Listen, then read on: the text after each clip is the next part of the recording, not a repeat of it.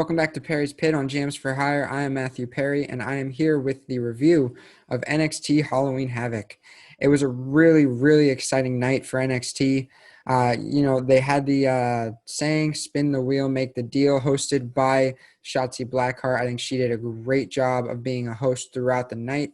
And, it was a fun night for wrestling. I always rave about NXT, and they rarely miss, and tonight they did not miss.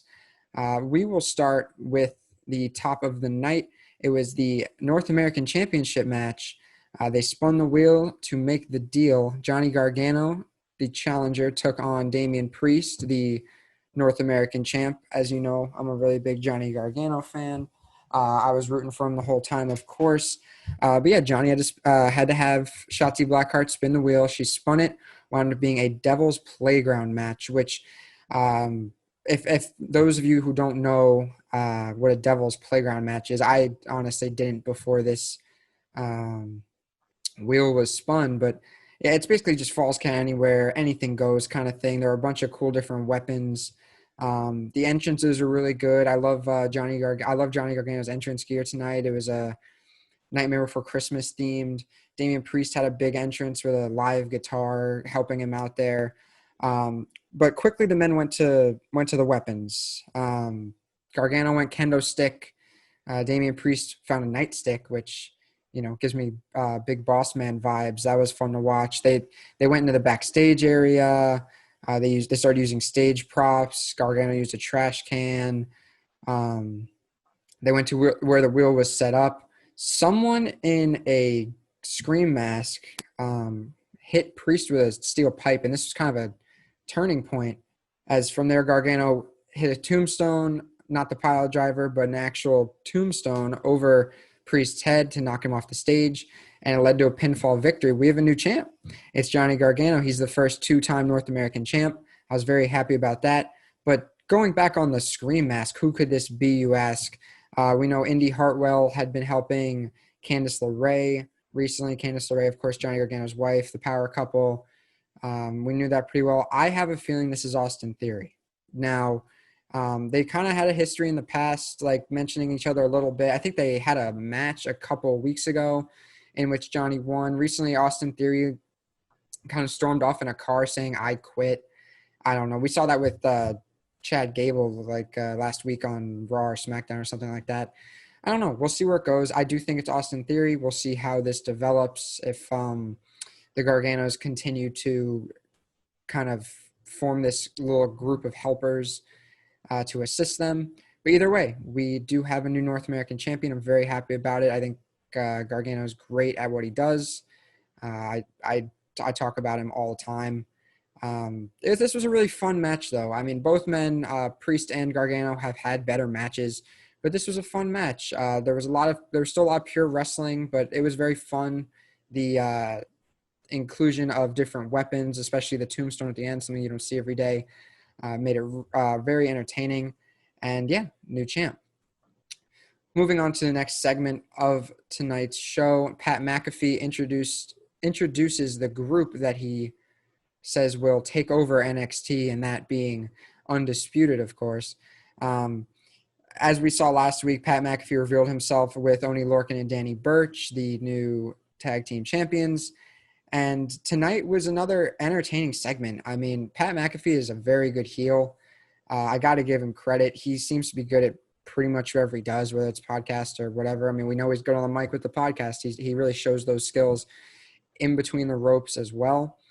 So basically what happened was they were taunting the Undisputed Era, and then Kyle O'Reilly came out alone. And then he brought out the bruiserweight Pete Dunne, who we haven't seen in NXT in a bit. He made some appearances on NXT UK recently, but it looks like he might be staying in NXT. Kyle O'Reilly had a chair. He gave a chair to Pete Dunne. It looked like they were going to attack McAfee and Lorcan and Burch. But as soon as O'Reilly tosses his chair down in an attempt to get McAfee and the tag champs back into the ring, Pete Dunne, bam, right into Kyle O'Reilly's back, knocking him to the ground. Kyle O'Reilly is always great at selling. He sold this very well. And then the attack began. They all started laying in on Kyle O'Reilly. Joint manipulation was, the name of the game as usual for Pete Dunne. After he got the stomps in along with everybody else, he started bending the fingers back and stomped on the arm, and it was brutal. But we're not sure where Bobby Fish, Roderick Strong, and Adam Cole were. I know Cole was out recently on some kind of leave, and then I know at least one of Bobby Fish and Roderick Strong were injured. But yeah, this left Kyle O'Reilly all alone. I think this is going to set up perfectly for an Undisputed Era versus the four of these guys, Lorcan and Birch, Dunn, and Pat McAfee. I was very happy to see Pete Dunne because I'm a very big fan of him. He's looked fantastic. McAfee is, as I mentioned, great on the mic. He's a perfect mouthpiece for the team.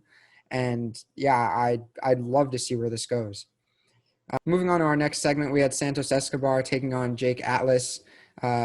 Santos Escobar, of course, as a member of Legado del Fantasma, the cruiserweight champion of NXT.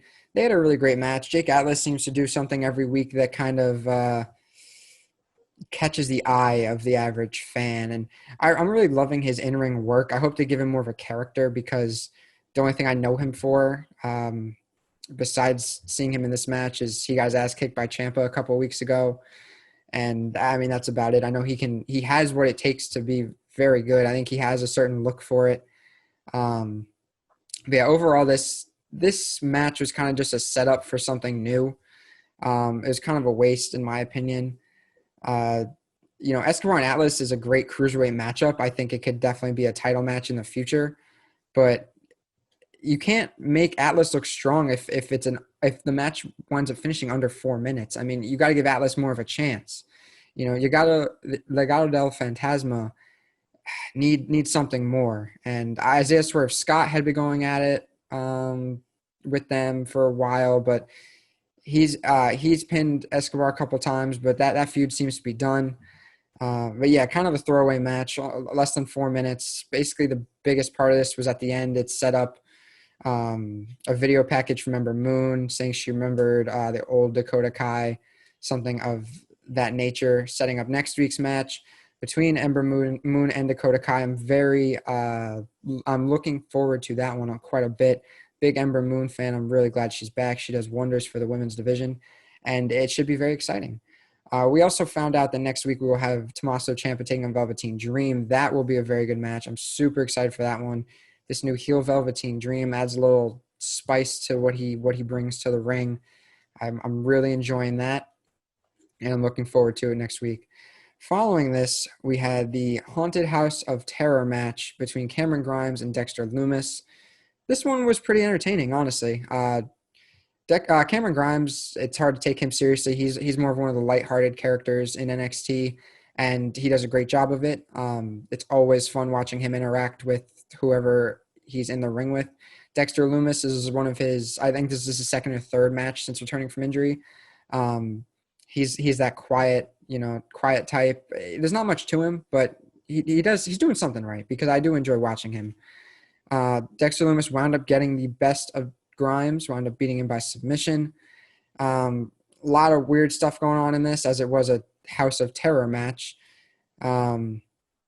William Regal found Grimes, sent him backstage to a van, and then Michael Hayes was there if you remember him from the Fabulous Freebirds. I'm not sure why. I must have missed a connection or something like that, but Grimes ran every time he saw Lumis and just kind of ran into other zombies. This was a joke match. It was lighthearted. I know not everyone will be into it, especially the more serious wrestling fans, but this is exactly what it was supposed to be. It was fun. It was over the top, and I think it delivered. But yeah, Lumis picks up a win. I think this will help his momentum towards something bigger. I don't know how far this feud will go, but both men are entertaining on their own levels, and we'll go from there.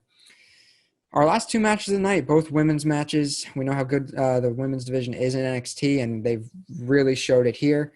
The match before the main event, Rhea Ripley versus Raquel Gonzalez. This one was built up for quite a bit. And yeah, these are two, I don't want to say heavyweights, but heavyweights of the women's division, two of the stronger women going at it. Raquel Gonzalez did have a slight strength advantage at the beginning, but they wore each other down as it went on. Ripley hit a comeback kind of towards the middle of the match and didn't really falter from there. A big boot and a riptide sealed the victory. Ripley picked it up by pinfall. I'm sorry. These two women really know what they're doing in the ring, and I think it's time for Rhea Ripley at least to go up to the main roster. I do like what she's doing in NXT, but I think these are two stars here, and I don't want to see any interruptions or anything like that. This needs to be a match on a bigger stage. We had a little segment after where Drake Maverick was dressed up as Hulk Hogan. Killian Dane was the Shockmaster. And Maverick was basically teaching Killian Dane how to be a proper Shockmaster. Shockmaster, as you know, is the infamous character that that crashed through the wall with the Stormtrooper helmet on, and his helmet fell off, and that was a whole mess. That's always a common wrestling joke ever since that happened. But yeah, overall it was a good match. Rhea Ripley, very impressive. Raquel Gonzalez, despite losing, still found a way to look strong. I hope to see these two fight again soon and their feud to develop. But moving to the main event of the evening, we had Io Shirai defending her NXT Women's title against Candice LeRae. One half of the power couple, Johnny Gargano, as mentioned earlier in the night, retained his title. Beat Damian Priest to win the North American title. This was another spin the wheel, make a deal. And they wound up getting tables, ladders, and scares. So basically, it's a TLC match. With some added weapons, of course. The belt was hung up above the ring. Got to get it with a ladder.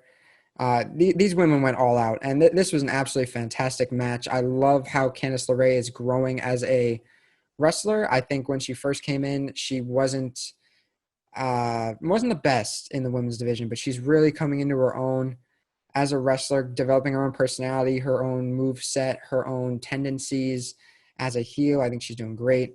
Io Shirai, of course, we know she's one of the best in the business. She's not the champion for nothing. She looked great as well, of course. She had a great entrance. The artist known as Poppy brought her in.